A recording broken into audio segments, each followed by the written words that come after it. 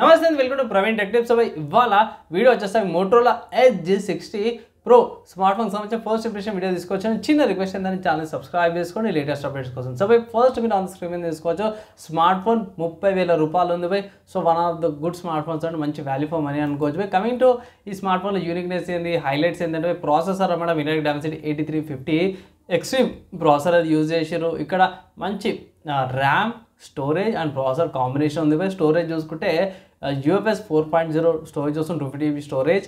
And RAM చూసుకుంటే 8GB RAM, 12GB RAM, 2 options ఉన్నాయి బై. LPDDR5X RAMs, 3 OS updates and 4 years దాకా కూడా సెక్యూరిటీ అప్డేట్స్ వస్తున్నాయి. ఇన్ డిస్ప్లే ఫింగర్ ప్రింట్ సెన్సర్తో పాటు కూడా వస్తుంది. మ్యాక్సిమం అన్ని సెన్సర్స్ కూడా వచ్చేసినాయి. 6000 mAh battery with 90 watts turbo powered ఛార్జర్తో పాటు కూడా వస్తుంది. కాబట్టి ఫుల్ డే ఈజీగా వచ్చేస్తుంది, ఏ కంగారు లేదు. 6.7 inches AMOLED డిస్ప్లేతో పాటు వస్తుంది, క్వాడ్ కార్డ్ డిస్ప్లేతో పాటు కూడా వస్తుంది ప్యూర్.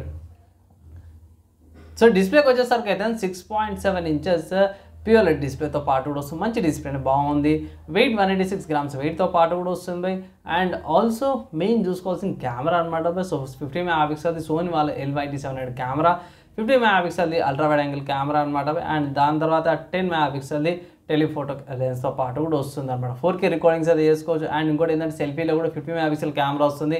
సో సెల్ఫీలో కూడా 4K రికార్డింగ్స్ చేసుకోవచ్చు అనమాట. మీదే ఫీచర్స్ చాలా ఉన్నాయి, పెద్ద లిస్ట్ అయి ఉంది ఫీచర్స్ కార్డ్కి వచ్చేసరికి. ఇక్కడ డ్యూయల్ స్టీరియో స్పీకర్స్ వస్తున్నాయి, డ్యూయల్ మైక్స్ వస్తున్నాయి, NFC కూడా ఉంది ఈ స్మార్ట్ ఫోన్లో. అండ్ ఆల్సో Wi-Fi 6E సపోర్ట్స్తో పాటు కూడా వస్తుంది.